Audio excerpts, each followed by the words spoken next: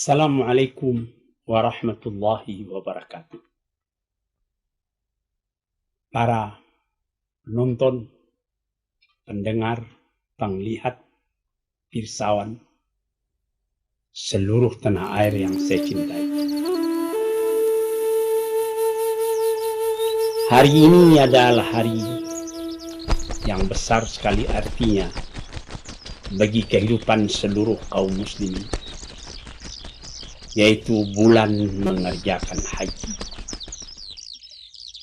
Kita telah tahu beberapa hari yang telah lalu masih berduyun kawan kita, teman sebangsa kita dari seluruh tanah air Indonesia, sejak dari Sabang sampai ke Merauke, pergi mengerjakan haji ke Mekah. Dan kebetulan pemerintah kita pun baru saja membeli 4 buah pesawat 747 Boeing yang diberi nama dari kota-kota kita yang besar, City of Jakarta, City of Bandung, City of Surabaya, City of Medan.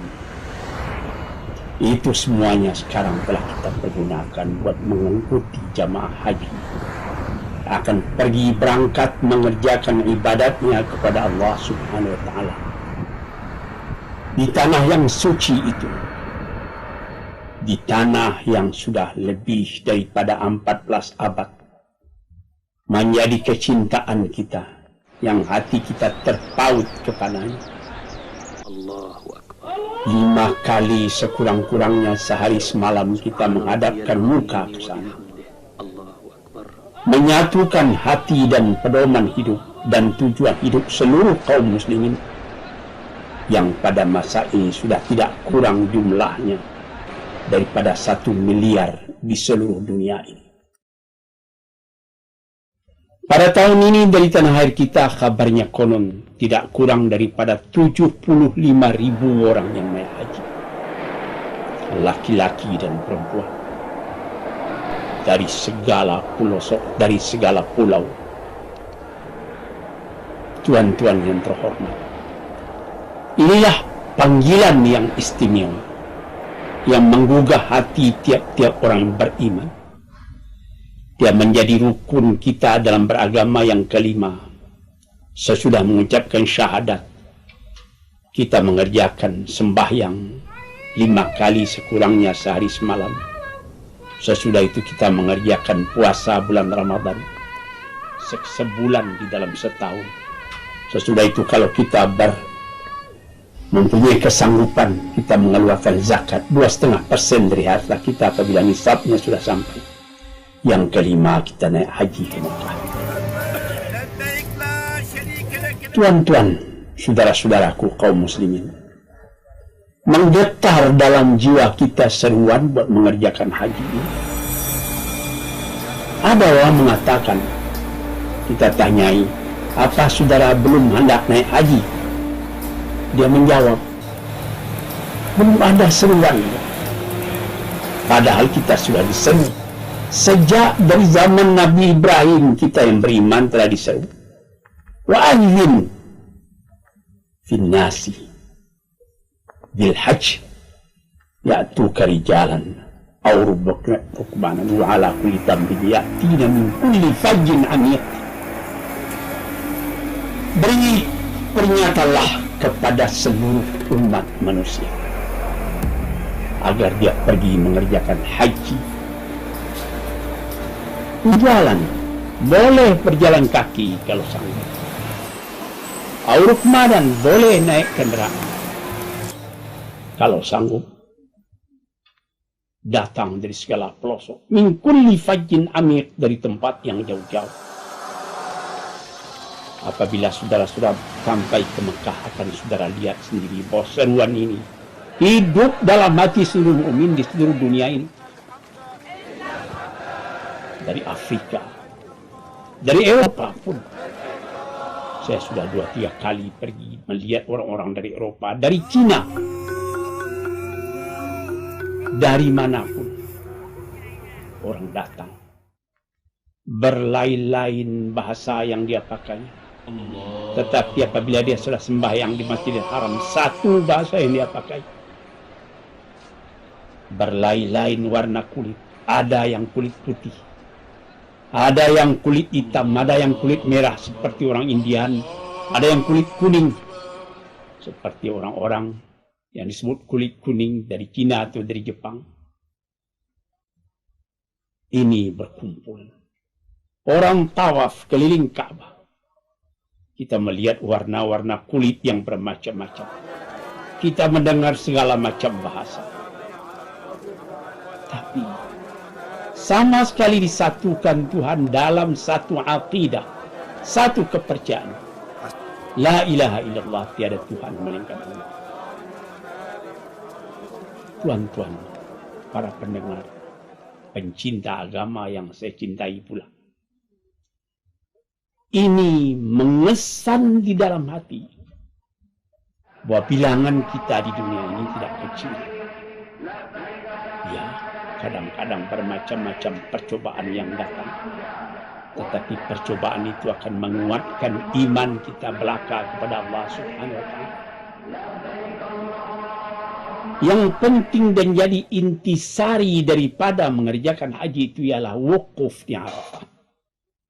Wukuf artinya berhenti, tertegun di Ka'bah, di Arafah.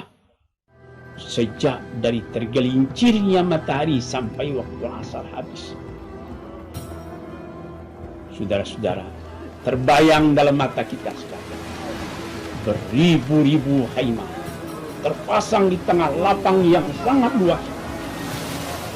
Dan suara itu mendengung bersemongang ke langit. Apatah lagi setelah ada radio sekarang ini.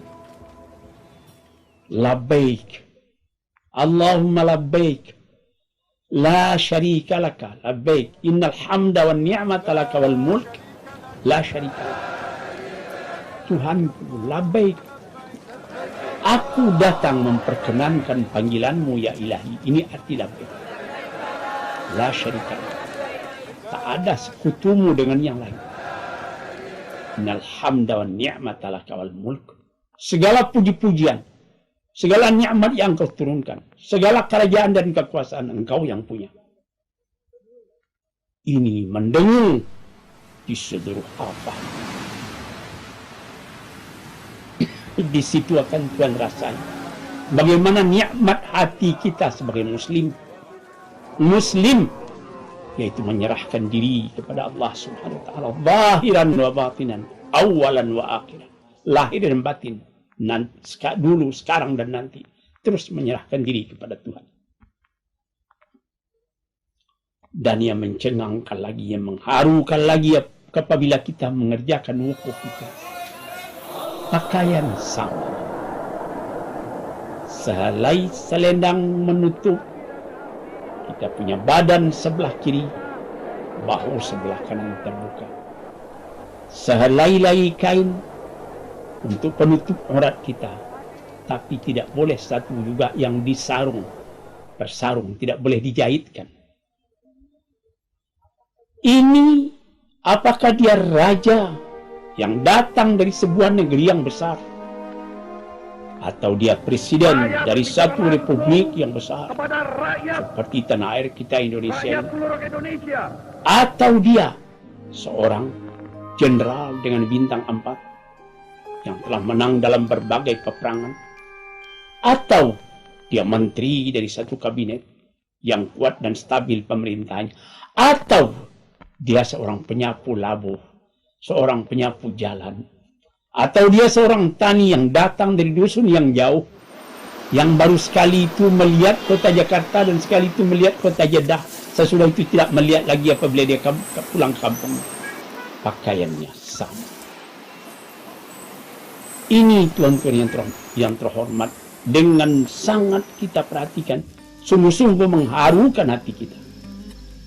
Sama sekali berdoa kepada Tuhan, ya Tuhanku, aku telah datang ke tempat ini. Ya Tuhanku, aku minta diampuni aku punya dosa. Ya Tuhanku, jarak antara aku dengan Engkau tidak jauh lagi. Doaku Engkau terima, permohonanku aku kabul. engkau kabulkan, dan cintamu meresap ke dalam hatiku. Ini yang dirasakan apabila kita wukuf di Arafah. Sebab itu Nabi Muhammad SAW sendiri mengatakan, Al-Hajju Arafah. Inti haji Arafah itu. Kalau tidak dapat berkumpul di Arafah pada tanggal 9 hari bulan Dzulhijjah, itu bukan haji namanya. Baik pun terdahulu 1 hari belum sah, atau kata kemudian 1 hari belum sah. Walaupun misalnya perhitungan kita di sini, misalnya hari Jumat wukuf, rupanya perhitungan orang di Mekah hari Kamis atau hari Sabtu wukuf. Hitungan yang di Mekah itulah yang berlaku.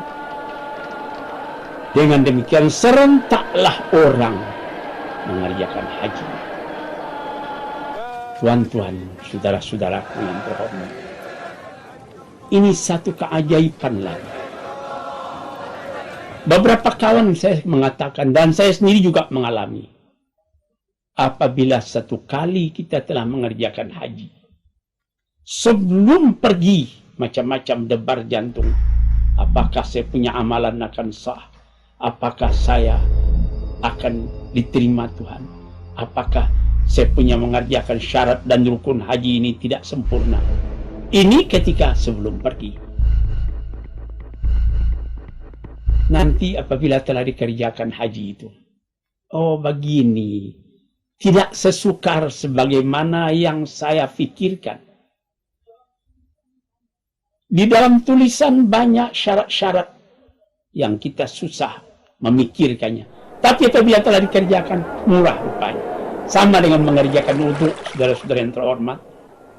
Di dalam mengerjakan wudhu dikatakannya, mustilah wudhu itu mempunyai rukun. Pertama niat, kedua membasuh muka, ketiga membasuh tangan, keempat menyapu kepala, kelima membasuh kaki, keenam tertib. Tapi setelah dikerjakan tidak 6. 4 cuma. Membasuh muka, membasuh tangan, sampai kepada 2 siku, menyapu kepala, lantas membasuh kaki. Yang niat tadi itu tersebut dalam rukun, tapi bekerja sendiri. Yang tertib memang itu ditertibkan. Mesti tidak boleh terdahulu membasuh kaki daripada membasuh muka. Begitu pula misalnya mengerjakan haji tadi. Begini, tapi setelah dikerjakan rupanya mudah, sehingga semua orang yang baru sekali naik haji ingin yang kedua, ingin yang ketiga. Tuan-tuan, saya sendiri mengalami. Alhamdulillah sudah banyak negeri yang saya jalani, sudah banyak hotel yang saya masuki. Bagaimana servisnya di negeri-negeri yang besar, di Paris, di London, di Roma, di Jepang, dan di tempat-tempat lain. Penyelenggaraan di Mekah itu tidak seperti yang di Eropa atau di Jepang tadi. Maklumlah karena orang sempit tiap-tiap tahun bagaimana bisa menyelenggarakan beribu-ribu, beratus ribu, berjuta. Saya tahu. Tapi apabila mengingat Mekah, saya ingin ke sana lagi. Waj'al af'idatan minan nasi tahwi ilaihi. Ini doa Nabi Ibrahim. Jadikanlah hati manusia tertarik. Sebagaimana ada magnet yang menarik kita kepada Ka'bah. Magnet apa? Magnet cinta. Saya teringat memperkatakan cinta ini. Kalau sekiranya Isaac Newton, ahli pengetahuan tentang perkara daya tarik bumi yang terkenal di benua Eropa, mengatakan adapun antara alam itu tarik-menarik dengan daya tarik. Tapi Iqbal mengatakan lebih tinggi dari daya tarik. Apa? Daya cinta. Tuan-tuan yang terhormat, ini yang menyebabkan maka tiap-tiap tahun orang berduyun hendak pergi ke Mekah. Saya bercakap dengan beberapa kawan. Ada yang menteri, ada yang jenderal, Ada orang yang biasa. Dia mengatakan, saya ingin ke Mekah.